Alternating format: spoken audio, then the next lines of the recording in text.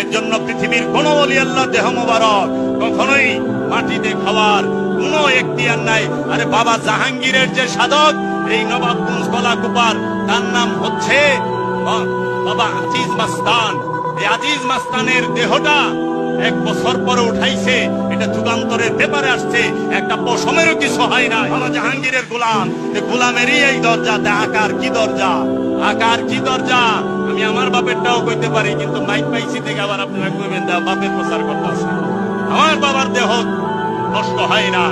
একদিন না একদিন বাবা জাহাঙ্গীর সেই কারামত দেখাবে, দেখাবে যে আমি বাবা জাহাঙ্গীর কি তৈরি করছি আর কি করছি। কারণ নূর যখন হয়ে যায়, আগুন পানি মাটি বাতাস, মুর্শিদের ধ্যানে, মুর্শিদের তাসাব্বুরে, মুর্শিদের নিরিখে পর্যকে এই সমস্ত দেহকে যখন আগুন পানি মাটি বাতাস দিয়ে এই দেহ তৈরি, এই চারটাকে যখন একজন সাধক নূরে পরিণত করে, তখন ওই নূরকে আর মাটি খাইতে পারে না, পারে না, পারে না।